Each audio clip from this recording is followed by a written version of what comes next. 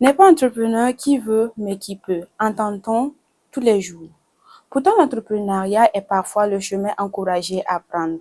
Stress, sacrifice, effort sont le quotidien de plusieurs entrepreneurs, celui des femmes encore plus. Dans cette émission spéciale avec le docteur Mwendenda Kabore, médecin généraliste, phytothérapeute, nous allons aborder le thème sur la santé mentale des femmes entrepreneurs. Bonsoir à tous, bonsoir docteur et Bonsoir, bienvenue à Mousso News. merci beaucoup. Docteur, nous allons vous demander c'est quoi la phytothérapie? Merci de nous recevoir sur votre très joli plateau. Et pour aller très rapidement, la phytothérapie, c'est l'art de soigner à travers les plantes, c'est-à-dire tout simplement utiliser les plantes, que ce soit les racines, les écorces, les feuilles et même la sève pour tenter de donner la guérison ou accompagner le traitement d'une maladie donnée. Ok, d'accord docteur. Vous êtes médecin généraliste, C'est ça, vous êtes phytothérapeute c'est qui ça. consiste à utiliser en gros les plantes pour soigner. Mais quand on regarde votre profil et la santé mentale des femmes entrepreneurs, on ne voit pas très bien le lien. Pourquoi un médecin généraliste, phytothérapeute, s'intéresse à la santé mentale des femmes? Vous savez, la santé, d'une manière générale, c'est pas parce que quelqu'un est médecin généraliste qu'il n'a pas de lien avec la santé mentale. Parce que lorsque vous rentrez dans la définition de l'OMS, ce que c'est que la santé, vous allez voir que c'est non seulement un état de bien-être physique, moral et encore plus spirituel aussi associé. Donc, vous voyez que le médecin, il n'est pas appelé à prendre seulement en charge le patient sur le cadre physique, mais beaucoup plus aussi sur le cadre émotionnel. Raison pour laquelle l'émotion, ça se situe beaucoup plus au niveau mental. Donc, le médecin, de manière générale, doit aussi s'intéresser à la santé mentale de ses patients. Donc, on peut déduire que la santé mentale des femmes particulièrement, vous en avez déjà pris en charge. Puisque nous ne trions pas pour recevoir les patients, il y a non seulement les femmes qui nous côtoient, il y a aussi les hommes qui nous côtoient et surtout aussi des femmes entrepreneurs, d'où l'idée ici de voir comment apporter notre touche parce qu'il y en a aussi qui ne peuvent pas avoir accès à des agents de santé pour échanger. Donc l'idée ici, c'est de voir comment accompagner ces dernières, pas parce qu'elles n'ont pas les moyens, de faire l'aspect temps, comment les accompagner en les faisant une certaine sensibilisation sur leur santé mentale. Ok, vous ne triez pas de patients, Non. femmes, hommes, entrepreneurs, peu importe le domaine que la personne exerce. Mais est-ce que, docteur, on peut avoir une statistique de femmes entrepreneurs que vous avez déjà pris en charge sous prétexte qu'elles sont venues parce qu'elles sont stressées, ça va pas, le moral et tout. Est-ce que vous avez même si c'est pas le nombre exact, est-ce qu'il y a une petite statistique? Vous voyez, le stress, c'est devenu quelque chose qui est devenu à la mode. Que la personne soit entrepreneur ou ne soit pas entrepreneur, d'office développe un certain stress. Et de surcroît, quelqu'un qui est malade, quand la personne est déjà là dans ton bureau, il faut savoir que la personne est déjà stressée. Donc, je dirais à 100%, toute femme qui entreprend dès qu'elle franchit le bureau, marque déjà aussi un état de stress en elle. Ok. Et actuellement, de plus en plus de femmes se lancent dans l'entrepreneuriat. Quels peuvent être les problèmes spécifiques de santé qu'elles peuvent faire face? Sur l'aspect physique, pour commencer, vous verrez que ces dernières, elles sont généralement sous le poids de l'insomnie et aussi sous le poids de la fatigue générale.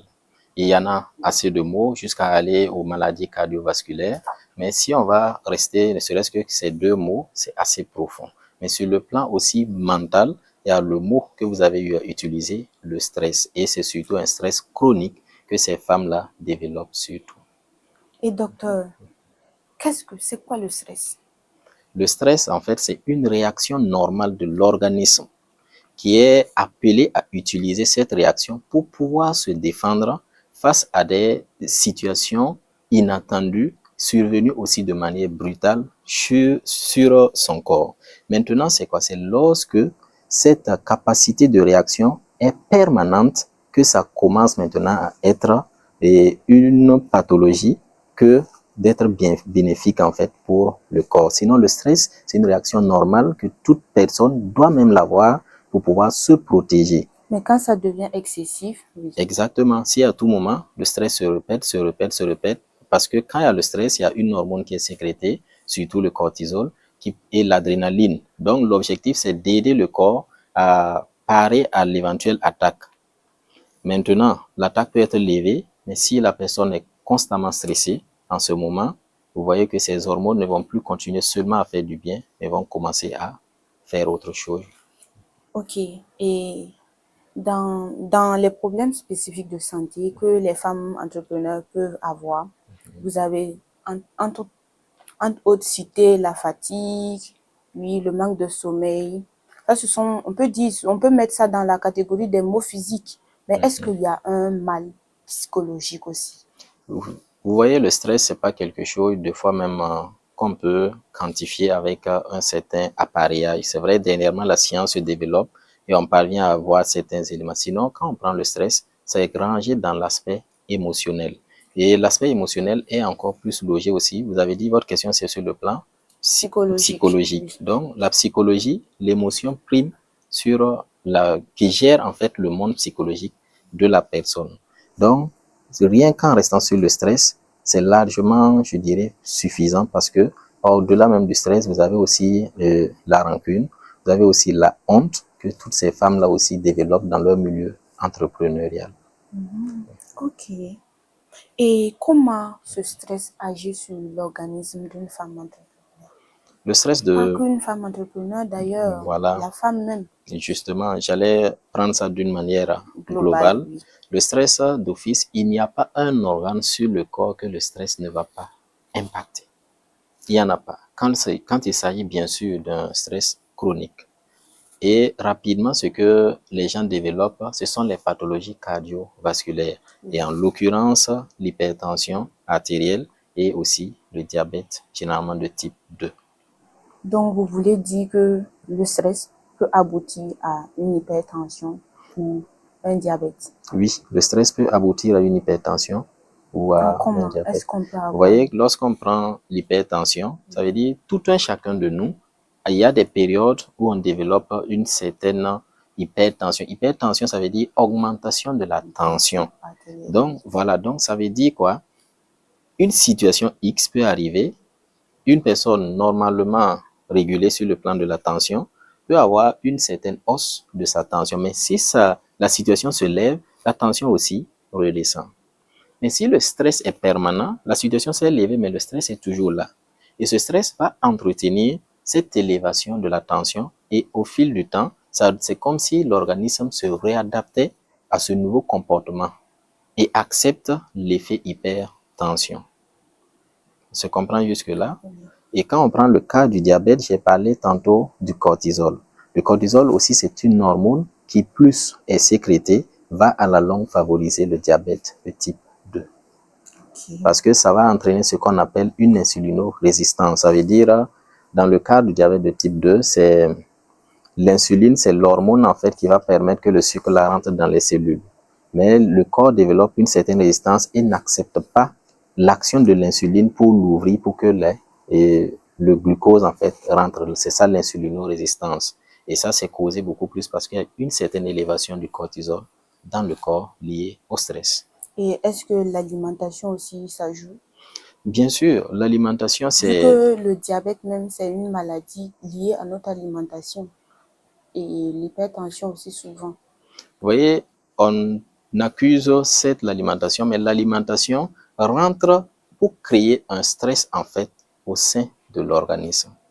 Oui, nous avons consommé certains aliments, c'est doux au niveau de la bouche, mais lorsque ça descend, ça déclenche un processus de stress pour les cellules. Et avec le temps, cette alimentation, comme on l'a vu, stress égale sécrétion de cortisol, cortisol, insulinorésistance, donc diabète.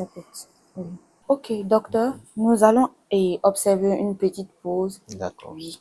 Et nous allons revenir pour la suite de nos échanges. D'accord, merci.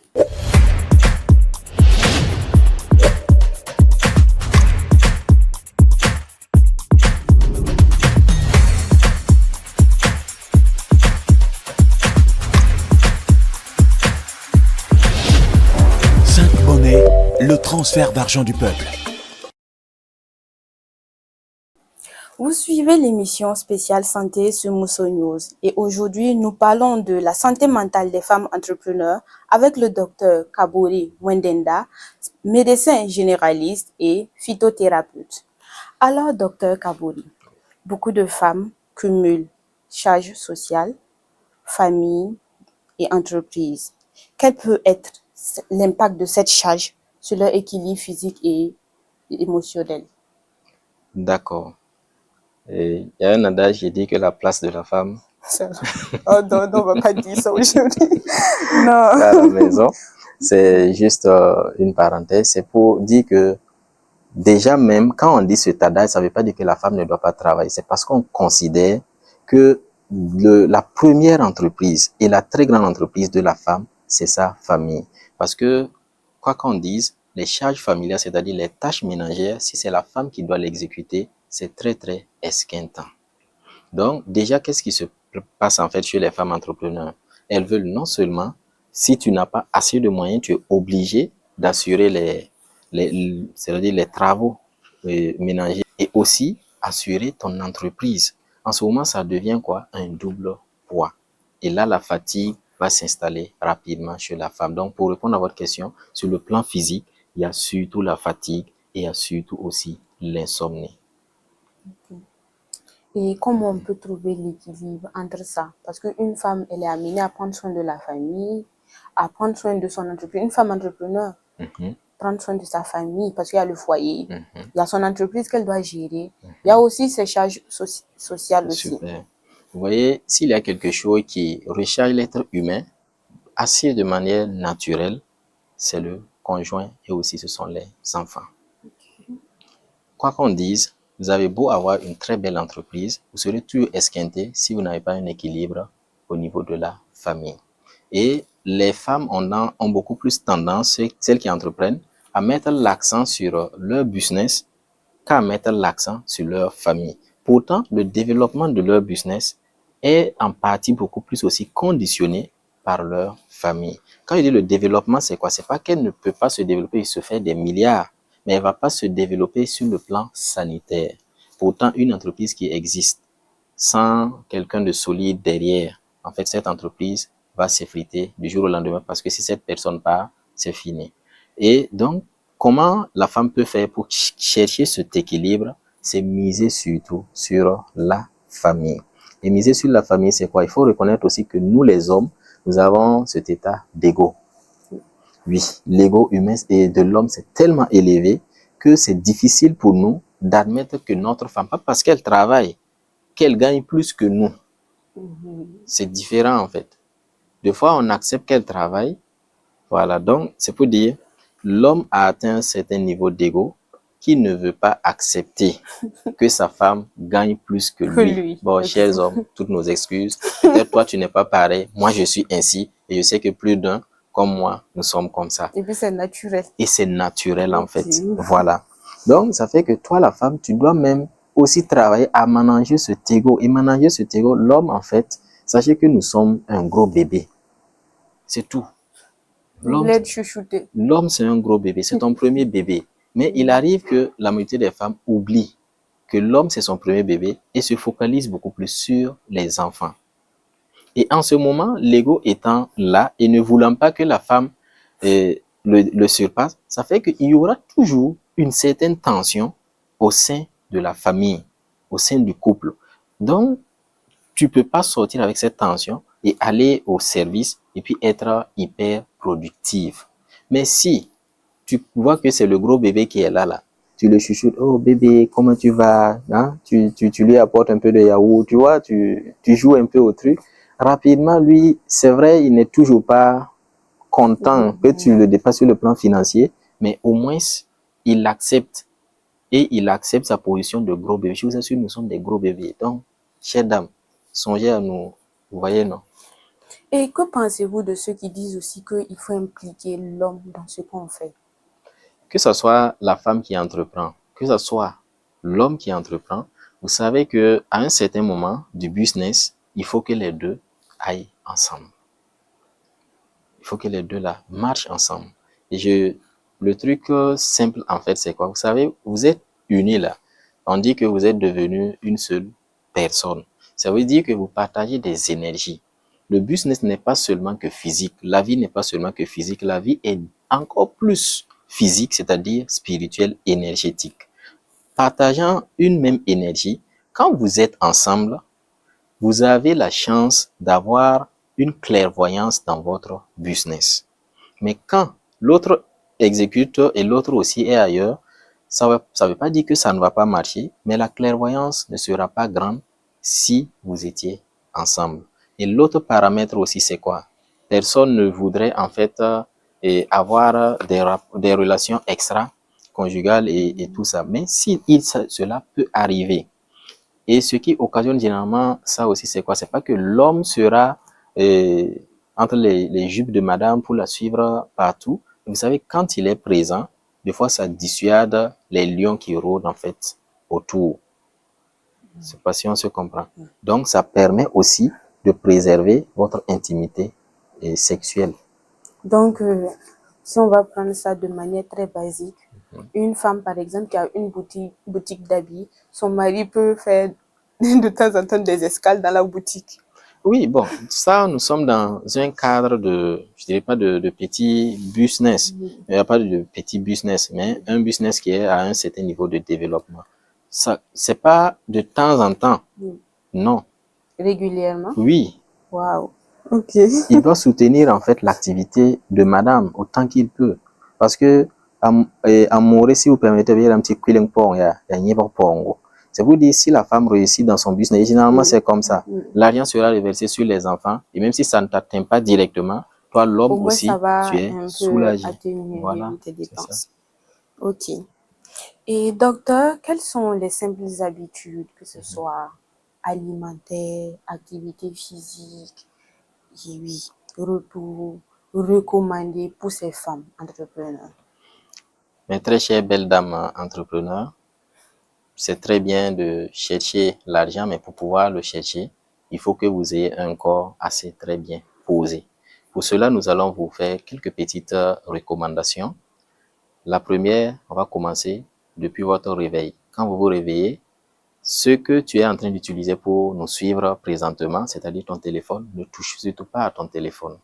À chaque fois que tu te réveilles et que la première activité que tu vas faire, c'est toucher à ton téléphone, la lumière de l'écran projette quelque chose au niveau de tes yeux et la sécrétion du cortisol dont on a parlé va commencer et de l'adrénaline aussi vont commencer à se produire. Donc, automatiquement, tu déclenches un processus de stress matinal et ce stress va t'accompagner toute la journée. Ne touche pas à ton téléphone. Deuxième chose, assieds-toi et reste en contact avec toi-même. C'est-à-dire, je ne dirais pas forcément méditer, mais reste silencieuse avec toi-même au minimum 5 minutes. Là, ce sont les premières informations que tu t'envoies à toi-même et ce sont les premières informations que tu reçois de toi-même avant d'aller maintenant sur ton téléphone. Troisième astuce, vous savez, l'être humain n'est pas plus que ce téléphone que vous utilisez, c'est-à-dire quelqu'un qui doit être rechargé aussi. Et pour recharger l'être humain, il y a généralement 4 éléments, je vais vous dire seulement 3. Vous voyez la terre, vous voyez le soleil et surtout aussi l'eau. On peut ajouter l'air, mais on va seulement voir la terre et puis, comment on appelle ça, la terre et le soleil. Vous êtes réveillé, vous n'avez pas touché à votre téléphone, vous êtes resté avec vous-même pendant 5 minutes, vous êtes sorti, sortez pieds nus. Sortez pieds nus, gardez ce contact avec le sol et qu'est-ce que vous allez faire? Restez en contact aussi avec le soleil. Grouillez avoir au minimum 5 minutes de rayon soleil entre la fenêtre de 6h30 à 8h. Là, vous allez encore plus recharger vos batteries, même s'il faut repartir se coucher, il n'y a pas de souci, mais grouillez avoir ces rayons.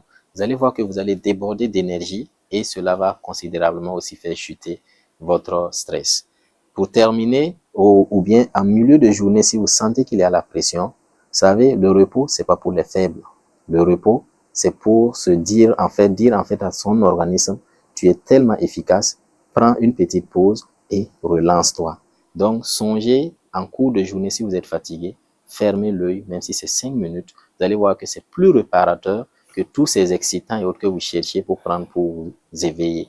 Et le soir, quand vous rentrez pour vous coucher, arrangez la literie, c'est-à-dire là où vous allez vous coucher, il ne doit pas avoir de désordre. Parce que ce désordre sur lequel vous allez vous coucher, le cerveau imprime ça et courant toute la nuit, le cerveau va travailler de manière désordonnée. Donc, le cerveau ne va pas se reposer. Donc, voici quelques astuces que ces femmes-là peuvent utiliser. Pour mieux... Ça, ce sont des astuces comme des habitudes à adopter. Mais Oui. Côté sport aussi. Exactement, l'aspect sport et aussi l'aspect alimentaire surtout. Oui. S'il y a des recommandations, des aliments que vous recommandez à ces femmes et une activité sportive spécifique. Vous voyez, lorsqu'on dit à l'être humain de faire du sport, ce n'est pas se retrouver sur un plateau de terrain en train de courir fort. C'est bien. Ce n'est pas également se retrouver dans une salle de gym, mais c'est bien si l'effet collectif peut vous amener à transpirer, allez-y. Le sport, c'est seulement faire 20 minutes de marche. Et une très bonne marche de 20 minutes par jour, c'est largement suffisant pour votre corps. L'aspect sport, ne vous tracassez pas beaucoup. La marche est vraiment recommandée. Oui, la marche, c'est largement suffisant. Même au sein de votre cours, vous pouvez délimiter juste un petit espace. Ok, chaque matin, je fais ce tour. À l'intérieur de la cour. Ça peut même être à l'intérieur de la chambre. Par exemple, ce salon. Je fais le tour du salon pendant tant de minutes. L'aspect alimentaire, un point aussi très crucial. 3V. Vous allez beaucoup plus prioriser une alimentation végétarienne, variée et vivante. Pas de viande ni poisson. J'ai dit prioriser. Ok, prioriser. Voilà, prioriser. Tout simplement parce que quand vous vous mettez à consommer les protéines animales, vous développez davantage votre processus de stress. Quand vous consommez les protéines animales, et nous savons comment se fait aussi maintenant l'élevage d'aujourd'hui, où les animaux reçoivent assez de médicaments. C'est-à-dire vous consommez également des médicaments qui vont mettre encore plus un état d'alerte à envoyer des états d'alerte en fait à votre corps. Ça fait que si vous êtes là en soirée ou je sais pas matinée ou pour le déjeuner, vous vous gavez de viande, c'est bien, mais vous verrez que votre productivité risque de chuter. Et les grands athlètes et les grands qui ont révolutionné certains éléments de ce monde, vous remarquerez qu'ils sont beaucoup plus végétariens. Oui. Ça rend en fait le cerveau plus fluide. Voilà. Et pour terminer, docteur, quel conseil avez-vous à donner aux femmes entrepreneurs pour réussir dans leur activité sans compromettre leur santé? Réussir votre activité, c'est très bien. Et cette réussite, toi, si tu es une femme mariée, sache que cette réussite dépend d'abord de la réussite de ta famille. Si tu n'es pas une femme mariée, sache que la réussite de ton activité dépend surtout et surtout de toi et toi seul. Et quand je dis de toi et toi seul, ce n'est pas forcément ton entourage. Écouter l'entourage, c'est bien, mais cela peut vous démoraliser et démoraliser fait perdre confiance. Et perdre confiance impacte encore stress et stress impacte santé. Okay. Merci, docteur. Je vous en prie. Nous sommes au terme de cette émission spéciale santé avec le docteur Kaboré, médecin généraliste, phytothérapeute. Merci à vous, docteur, pour vos apports et conseils très précieux à l'endroit des femmes entrepreneurs. Merci beaucoup à vous et j'espère qu'on aura encore l'occasion d'échanger sur d'autres thèmes. Certainement. Merci à vous, chers internautes, d'avoir suivi cette émission. Restez connectés sur Mousso News, le média leader qui amplifie la voix des femmes. À bientôt!